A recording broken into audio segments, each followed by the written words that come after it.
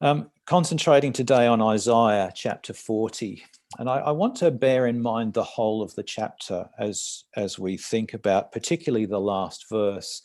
Pam referred to it as one of her favourites, and it's something I well know, but I'll read those familiar words again. But those who wait on the Lord shall renew their strength. They shall mount up with wings like eagles. They shall run and not be weary. They shall walk and not faint. Now, several weeks ago, we did a session on poetry in the Bible, and you would recognize, both from hearing and from reading the section that we've read together today, that the whole of this chapter is poetic in form. You'll notice if we look specifically at verse 31, that there are four different lines, or perhaps five if you consider those who wait on the Lord as a line in itself, but four different things that come together.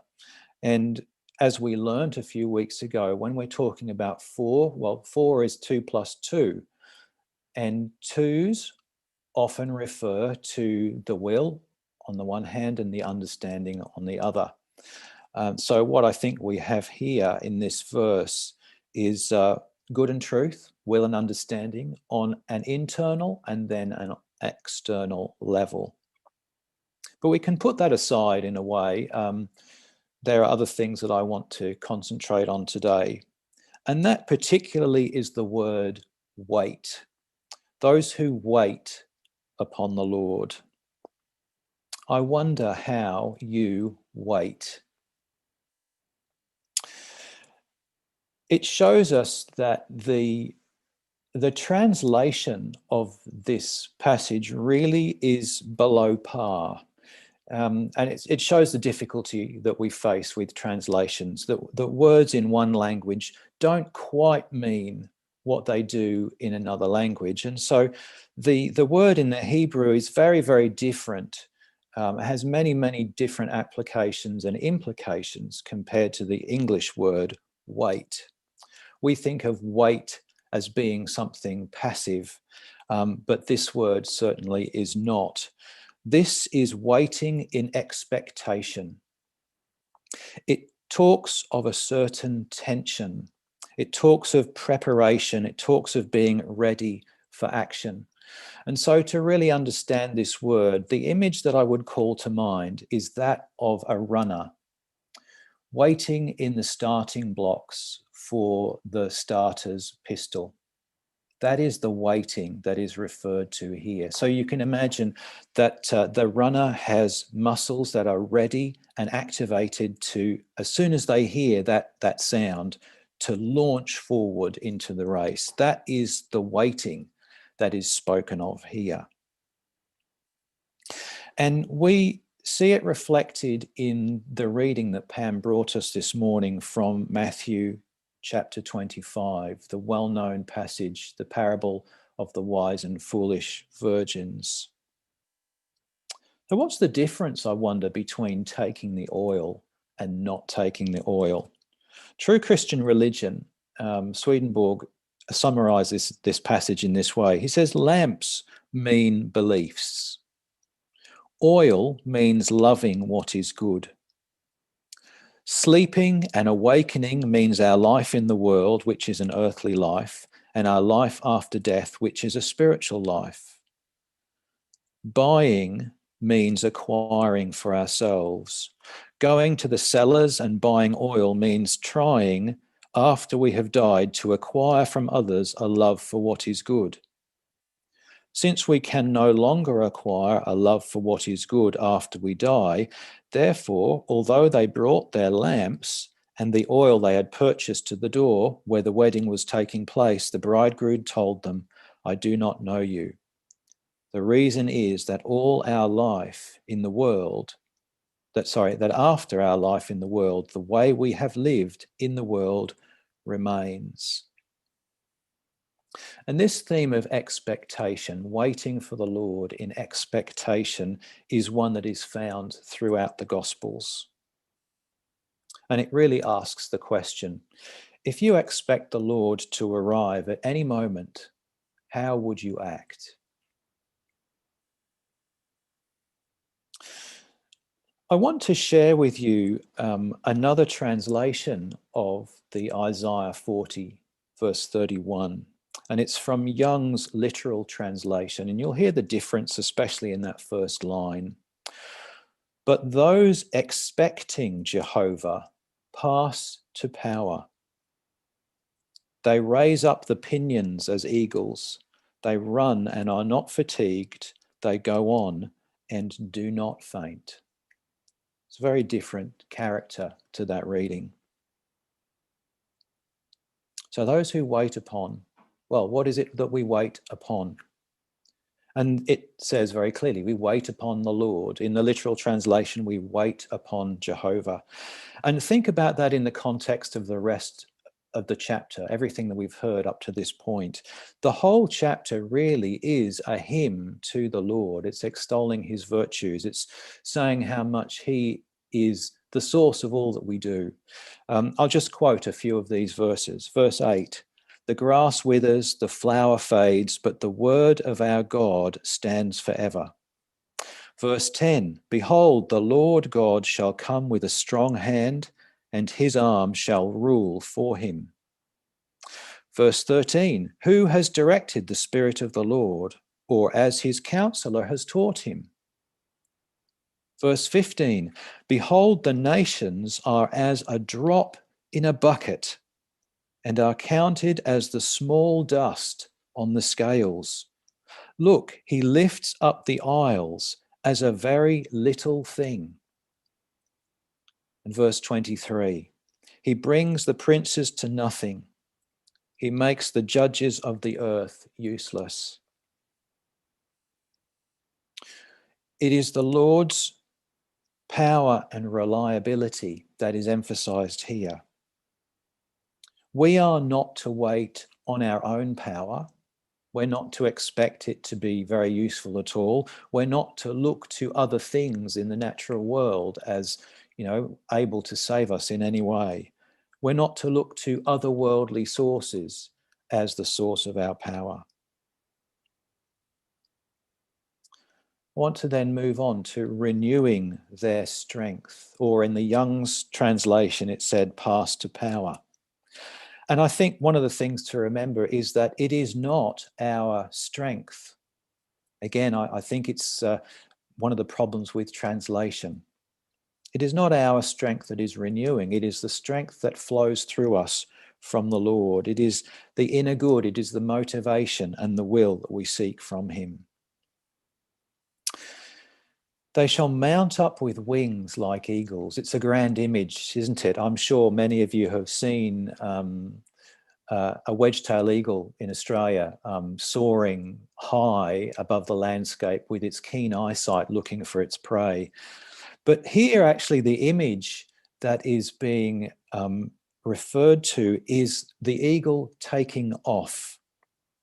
So the Young's literal translation said, raise up the pinions like eagles, raise up the eagle's wings. And you can imagine, can't you, the strength in those wings that an eagle will raise its wings to take off. It's ready to do the Lord's bidding. And then the word running. The word running here is not aimless, pointless running. The word running is with motivation and with purpose. If you imagine a servant running around, hastily doing his master's bidding, I think that is the image that we are asked to imagine here. And then walking, as you heard in the Young's translation, it was go on. It's the sense of endurance, being able to last over a long distance. So when we take these words, and I'll read them again, I'm sure you know them by heart, I imagine. But those who wait on the Lord shall renew their strength. They shall mount up with wings like eagles. They shall run and not be weary. They shall walk and not faint. These words we take as a promise, but I think they're also a challenge. I referred to this before in Isaiah a few weeks ago, just before Christmas. We were talking about Isaiah 7, verse 14, the virgin giving birth. And I think these also are a challenge to us.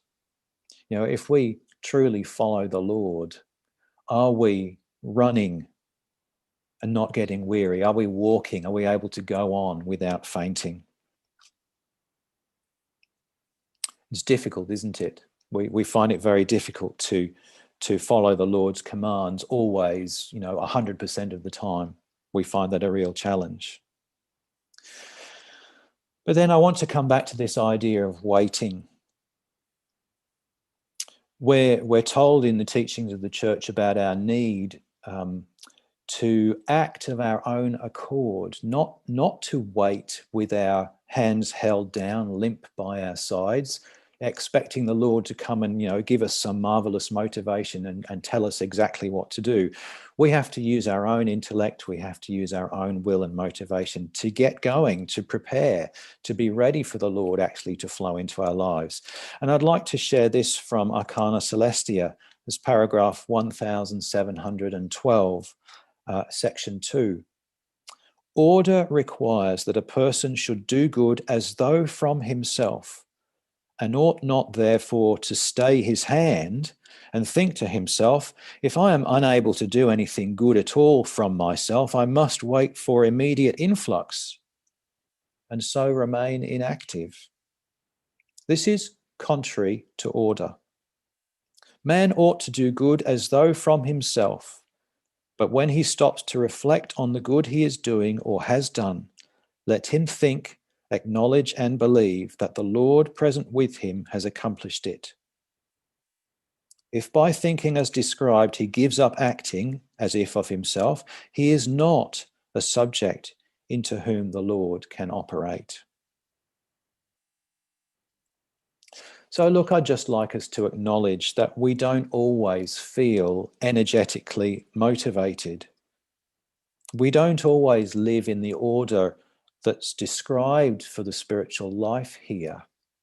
We don't always feel that way.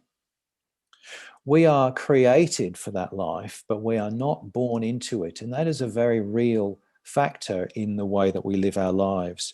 And so we often slip and we often fail to do the Lord's bidding. And you know what? The Lord knows that. He knows our condition. He knows everything that we face. Generally speaking, it's me. I am the only one who expects myself to live up to perfection.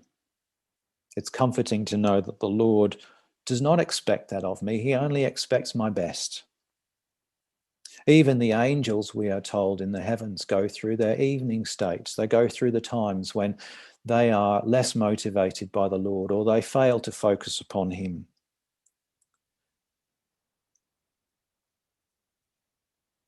And that's okay. That's okay. We take our breath in. We take our time to relax and recuperate our energy, but we do that in order then to move on and to act anew and to call upon the Lord's strength once more.